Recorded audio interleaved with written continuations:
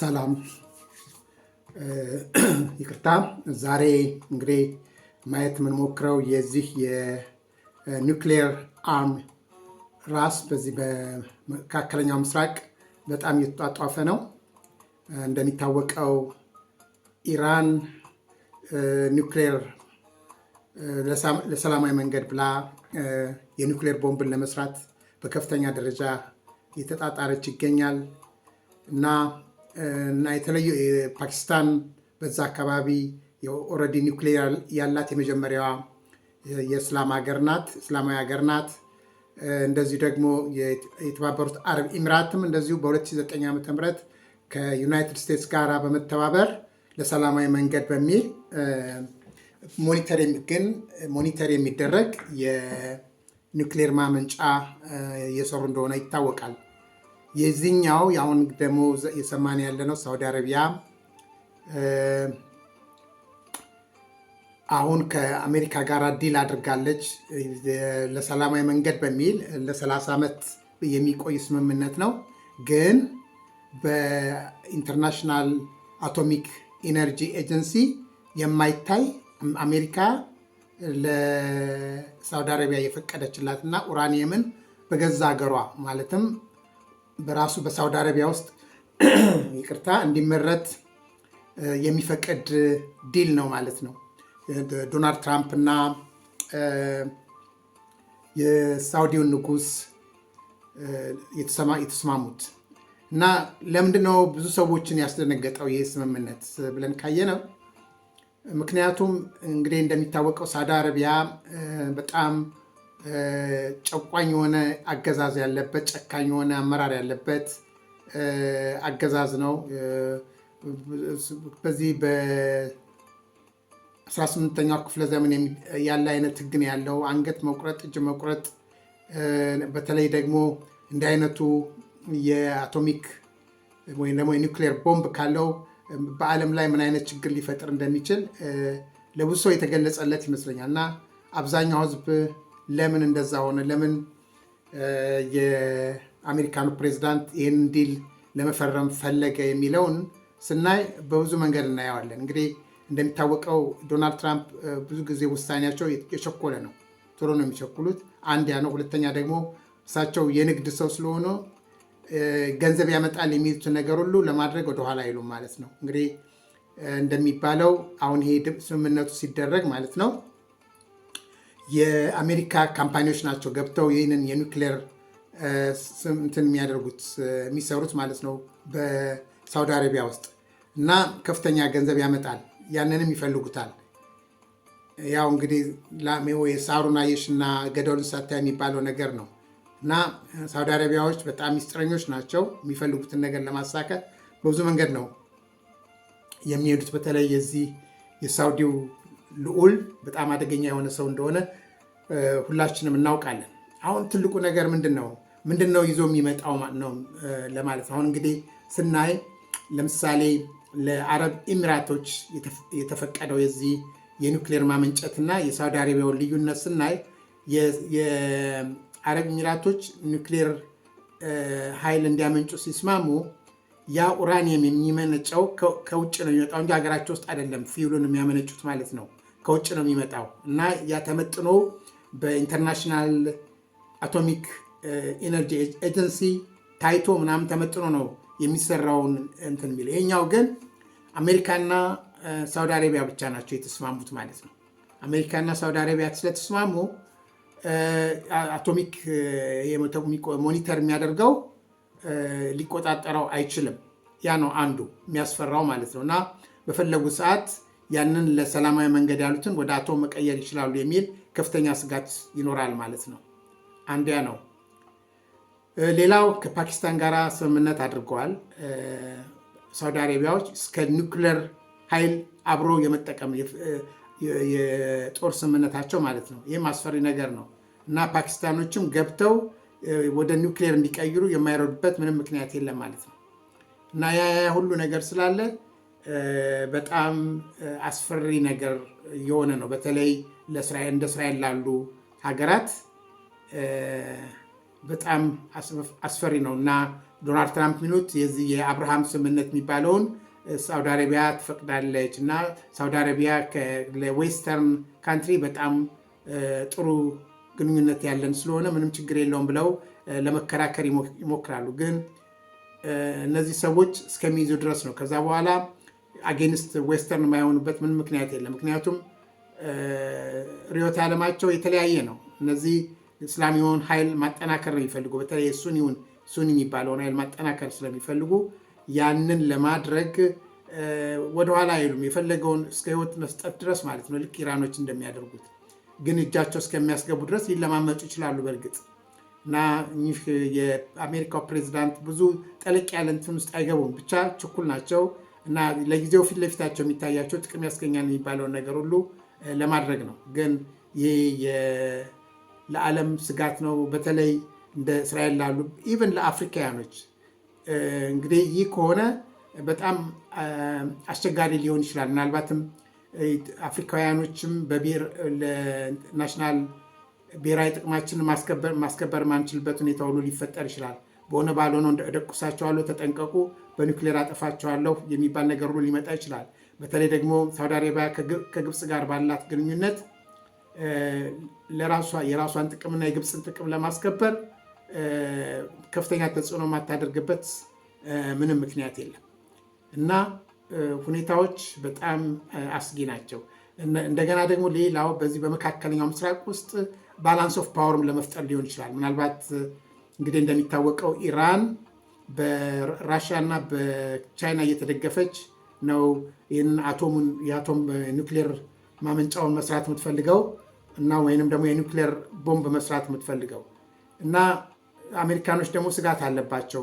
ራሽያ ምናልባት ገብታ በመካከል ለሳውዲ አረቢያ ጋራ ወይም ቻይና ገብታ ከሳውዲ አረቢያ ጋራ ስምምነት ብታደርግስ የሚልም ፍርሃት አለባቸው። ስለዚህ ለምንድነው እኛ ቀድመን ይህንን ዲል ማናደርገው የሚልም አይነት ፍርሃት ያለን የሚመስለኝ እና በዛም የተነሳ ነው ወደዚያ አይነት ዲል ውስጥ ሊገቡ የፈለጉትም የሚባል አንዳንድ ሁኔታዎች አሉ። ያ ብቻ ግን አይደለም።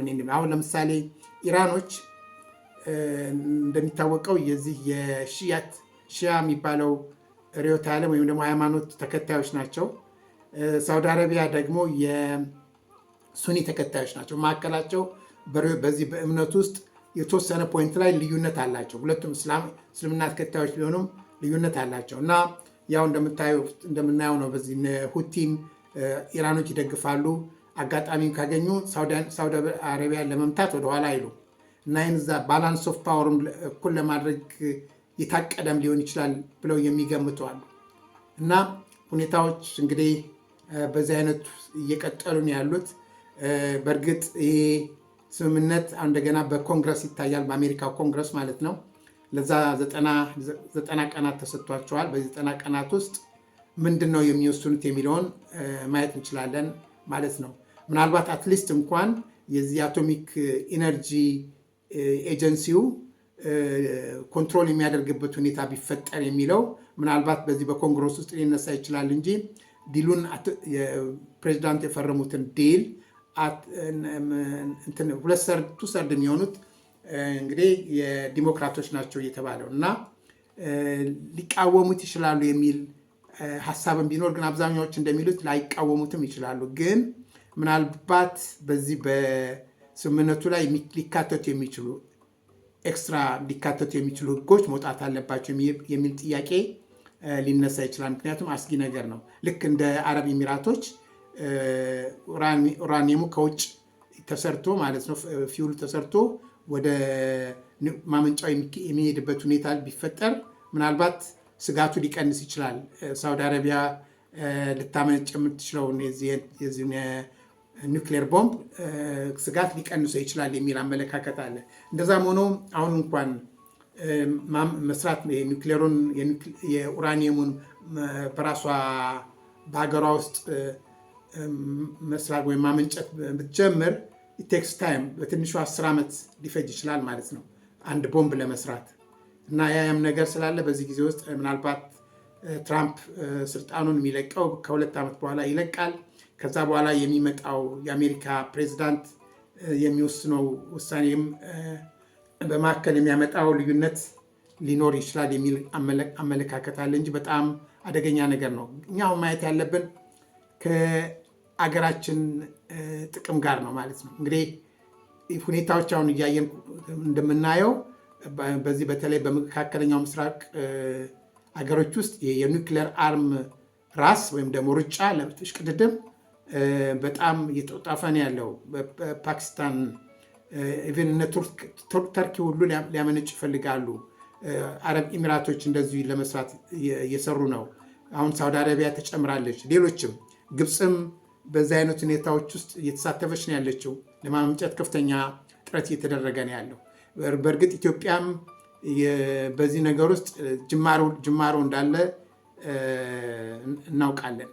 እና ግን አሁን የሽቅድድሙ በጣም እየተጧጧፈ ስለሆነ አንድ አገር ደግሞ የብሔራዊ ጥቅሙን ለማስከበር የግድ ሚሊተሪ ፓወሩ ጠንካራ መሆን አለበት፣ ተፈሪ መሆን አለበት። ስለዚህ እኔ አሁን የኔ ምኞት ምንድነው በማዕከላችን ያለውን መባላት ምናምን ትተን ሁላችንም ለአንድ ዓላማ ሀገራችን ብሔራዊ ጥቅማችንን ለማስከበር በጋራ መቆም እንዳለብን ይታየኛል። የኔ ምኞት ኢትዮጵያ ሀገራችን ልክ እንደ ሌሎቹ ሀገሮች የሚሳኤል ቦላስቲክ ሚሳኤል የሚባለውን በራሱ ኃይል ማምረት የምትችልበት ሁኔታ ዋይናውት እንትን እያመረትን አይደለም እንዴ? ድሮን እያመረትን ነው አይደለ? በሀገራችን ይህ የማይሆንበት ምን ምክንያት የለም። ዋናው ነገር ለዛ ዝግጁ መሆንና ፍላጎቱ መኖሩ ነው። እና ደግሞ ያለው የአሁኑ መንግስት ይህንን ነገር ለማድረግ የሚሊተሪ ለማጠናከር ወደኋላ የሚል አይመስለኝም። ያ ቢሆን ደስ ይለኛል። ቦላስቲክ ሚሳኤል እንዲኖረን እመኛለሁ። እንደዚህ የኒውክሌር አቅማችንም ቶሎ ሽቅድድሙ በዚህ በመካከለኛው ምስራቅ ሀገሮች ውስጥ መሆን የለበትም፣ በሀገራችንም ውስጥ መሆን አለበት። እኛም በምንችለው አቅም ወጣቶቻችንን በዚህ በኒውክሌር ሳይንስ እንዲያጠኑ በጣም አብዛኛው በዛ ነገር ላይ ተስቦ እንዲያጠኑና ወደ ሀገራቸው ተመልሰው ሀገራቸው እንዲያገለግሉ ማድረግ ወሳኝ አማራጭ የሌለው ነገር ነው ማለት ነው። ያን ስንሆን ነው ምናልባትም ብሔራዊ ጥቅማችንን የምናስከብረው። ስለዚህ አሁን ይሄ በጣም አስፈሪ ነገር ነው። በእርግጥ እንደዚህ በዚህ በመካከለኛው ምስራቅ እነ ግብፅ እየተሯሯጡ ያሉት ይህንን የኒውክሌር ቦምብ ለመጨበጥ የሚሯሯጡት ያለው ሁኔታ አሳሳቢ ሁኔታ ስለሆነ እና ሁላችንም ለሀገራችን መከላከያ ጠንካራ እንዲሆን ምኞታችንን ወይም ደግሞ በችሎታችን ሁላችንም የበኩላችንን ማበርከት መቻል አለብን የሚል አመለካከት አለ። ምክንያቱም ያ ካልሆነ ምናልባት በልጆቻችን ወይም በልጅ ልጆቻችን የጠላቶቻችን ባሪያ መሆን እድል ነው የሚገጥማቸው። የብሔራዊ ጥቅማችንን ማስከበር የማንችልበት ሁኔታ ድልድይ አፍርስ ከተባለ ታፈርሳለህ ማለት ነው። ምክንያቱም ፓወር አላቸው ማለት ነው። አሁን ጉልበተኛ ብቻ ነው ጥቅሙን እያስከበረ ያለው። ግድብን አፍርስ፣ ምክንያቱም ታችኛው ላሉት ሀገሮች እየጎዳ ነው ከተባልክ ታፈርሳለህ ማለት ነው፣ ፓወር ከሌለ።